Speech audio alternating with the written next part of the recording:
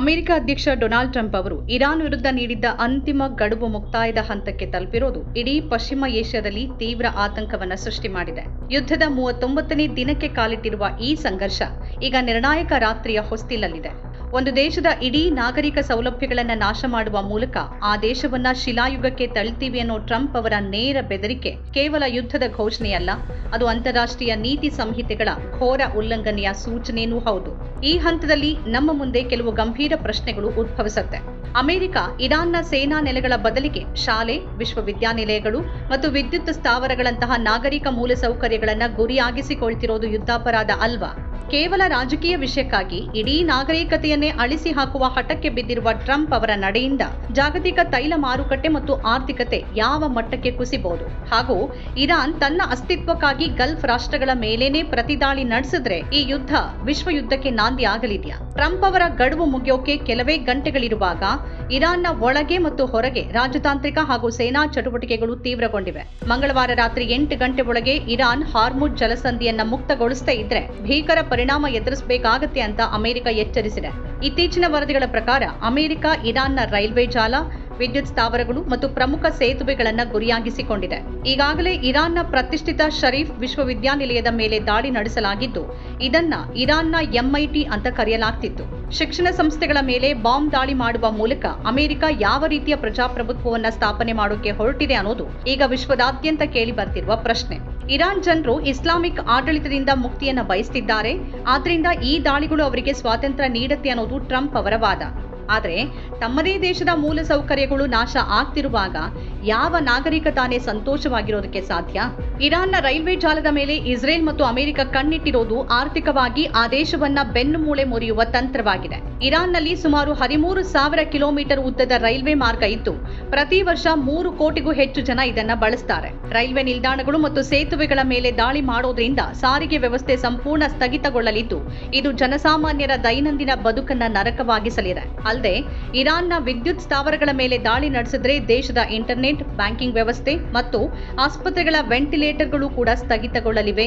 ಇದು ನೇರವಾಗಿ ಸಾವಿರಾರು ಮುಗ್ಧ ಜನರ ಸಾವಿಗೆ ಕಾರಣ ಆಗಬಹುದು. ಅಮೆರಿಕದ ಇಂತಹ ಕಠಿಣ ನಿರ್ಧಾರಗಳ ಹಿಂದೆ ನವೆಂಬರ್ನಲ್ಲಿ ನಡೆಯಲಿರುವ ಮಧ್ಯಂತರ ಚುನಾವಣೆಯ ರಾಜಕೀಯ ಲಾಭದ ಹಪಹಪಿ ಇದೆ ಅಂತ ವಿಶ್ಲೇಷಕರು ಅಭಿಪ್ರಾಯಪಡ್ತಿದ್ದಾರೆ.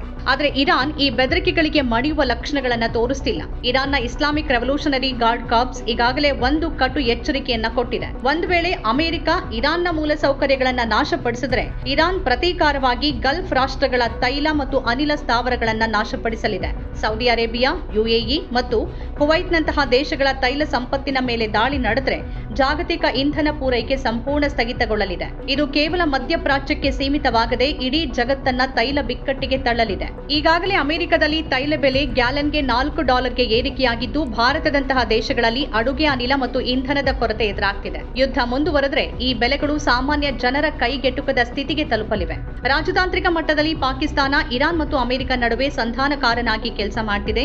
ಅಮೆರಿಕ 45 ದಿನಗಳ ತಾತ್ಕಾಲಿಕ ಕದನ ವಿರಾಮದ ಪ್ರಸ್ತಾವನೆಯನ್ನ ಕಳಿಸಿದೆ. ಆದರೆ ಇರಾನ್ ಶಾಶ್ವತ ಪರಿಹಾರ ಮತ್ತು ಯುದ್ಧದಿಂದಾದ ನಷ್ಟಕ್ಕೆ ಪರಿಹಾರಕ್ಕಾಗಿ ಒತ್ತಾಯಿಸುತ್ತಿದೆ. ಇರಾನ್ನ ಹೌತಿ ಬಂಡುಕೋರರ ಮೂಲಕ ಬಾಬ್ ಅಲ್ ಮಂಡೇಬ್ ಜಲಸಂಧಿಯನ್ನ ಮುಚ್ಚುವ ಬೆದರಿಕೆಯನ್ನು ಹಾಕಿದೆ. ಇದು ಪಶ್ಚಿಮ ದೇಶಗಳ ವ್ಯಾಪಾರ ಮಾರ್ಗದ ಮೇಲೆ ಗಂಭೀರ ಪರಿಣಾಮ ಬೀರಲಿದೆ. ಶಕ್ತಿಯ ಮೂಲಕ ಶಾಂತಿ ಸ್ಥಾಪಿಸುವ ಅಮೆರಿಕದ ಹಳೆಯ ಸಿದ್ಧಾಂತ ಅಫ್ಘಾನಿಸ್ತಾನ ಮತ್ತು ಇರಾಕ್ನಲ್ಲಿ ವಿಫಲ ಆಗಿದ್ದನ್ನ ನಾವು ನೋಡಿದ್ದೀವಿ. ಈಗ ಇರಾನ್ ಮೇಲೆ ಅದೇ ಪ್ರಯೋಗವನ್ನ ಮಾಡೋದು ಅಮೆರಿಕಕ್ಕೆ ತನ್ನದೇ ಕಾಲಿನ ಮೇಲೆ ಕೊಡಲಿ ಹಾಕಿಕೊಂಡಂತೆ ಅನ್ನೋದು ತಜ್ಞರ ಎಚ್ಚರಿಕೆ. ಒಟ್ಟಾರೆಯಾಗಿ ಹೇಳೋದಾದ್ರೆ ಇವತ್ತಿನ ರಾತ್ರಿ ಇರಾನ್ ಮತ್ತು ಮಧ್ಯಪ್ರಾಚ್ಯದ ಭವಿಷ್ಯವನ್ನ ನಿರ್ಧರಿಸಲಿದೆ. ಟ್ರಂಪ್ ಅವರು ತಮ್ಮ ಅಹಂಕಾರ ಮತ್ತು ಚುನಾವಣಾ ಲಾಭಕ್ಕಾಗಿ ನಡೆಸುತ್ತಿರುವ ಈ ಸಂಘರ್ಷ ಲಕ್ಷಾಂತರ ಅಮಾಯಕರ ಬಲಿಯನ್ನ ತೆಗೆದುಕೊಳ್ಳುವ ಸಾಧ್ಯತೆ ಇದೆ. ನಾಗರಿಕ ಮೂಲಸೌಕರ್ಯಗಳನ್ನು ಗುರಿಯಾಗಿಸೋದು ಯಾವುದೇ ಯುದ್ಧದ ಸಮರ್ಥನೆಯಲ್ಲ. ಇರಾನ್ನ ಪ್ರತಿರೋಧ ಮತ್ತು ಅಮೆರಿಕದ ಹಠಮಾರಿತನದ ನಡುವೆ ಸಿಲುಕಿರೋದು ಇಡೀ ವಿಶ್ವದ ಶಾಂತಿ ಮತ್ತು ಆರ್ಥಿಕ ಸ್ಥಿರತೆ. ಯುದ್ಧ ಒಂದು ನಿರ್ಣಾಯಕ ಹಂತಕ್ಕೆ ತಲುಪಿದ್ದು, ಒಂದು ಸಣ್ಣ ತಪ್ಪು ಲೆಕ್ಕಾಚಾರವು ಇಡೀ ಪ್ರದೇಶವನ್ನ ದಶಕಗಳ ಕಾಲದ ಅಂಧಕಾರಕ್ಕೆ ತಳ್ಳಬಹುದು.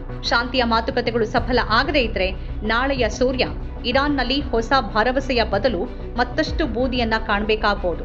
ವಿಶ್ವ ಸಮುದಾಯ ಈ ಹಂತದಲ್ಲಿ ಮೌನ ಮುರಿದು ಮಧ್ಯಸ್ಥಿಕೆ ವಹಿಸೋದು ಅತ್ಯಗತ್ಯವಾಗಿದೆ. ಇಲ್ಲವಾದರೆ ಇತಿಹಾಸ ಈ ರಾತ್ರಿಯನ್ನ ನಾಗರಿಕತೆಯ ಅವನತಿಯ ಆರಂಭ ಅಂತ ದಾಖಲಿಸಲಿದೆ. ನಮ್ಮ ಕಾರ್ಯಕ್ರಮಗಳನ್ನು ನೀವು ನೋಡ್ತಾ ಇದ್ರೆ ನಮ್ಮ ಚಾನೆಲ್ ಅನ್ನ ಸಬ್ಸ್ಕ್ರೈಬ್ ಮಾಡಿ, ಪಕ್ಕದ ಬೆಲ್ ಐಕಾನ್ ಒತ್ತಿ ನಮ್ಮನ್ನ ಬೆಂಬಲಿಸಿ. ಹಾಗೆ ನಮ್ಮ ಕಾರ್ಯಕ್ರಮಗಳನ್ನ ಲೈಕ್ ಮಾಡಿ, ಕಮೆಂಟ್ ಮಾಡಿ, ಅದನ್ನ ಬೇರೆಯವರಿಗೂ ವಾಟ್ಸ್ಆಪ್ ಮೂಲಕ ಶೇರ್ ಮಾಡಿ. ನೀವು ಹೀಗೆ ಮಾಡಿದಾಗ ನಮ್ಮ ಚಾನೆಲ್ ಮತ್ತಷ್ಟು ಜನರಿಗೆ ತಲುಪಲು ನೀವು ನಮ್ಮೊಂದಿಗೆ ಸಹಕರಿಸಿದ ಹಾಗಾಗುತ್ತೆ. ಇದು ನೀವು ಯಾವುದೇ ಖರ್ಚಿಲ್ಲದೆ ಕೆಲವೇ ಸೆಕೆಂಡುಗಳಲ್ಲಿ ನೀಡಬಹುದಾದ ಸಹಕಾರ. ಧನ್ಯವಾದಗಳು.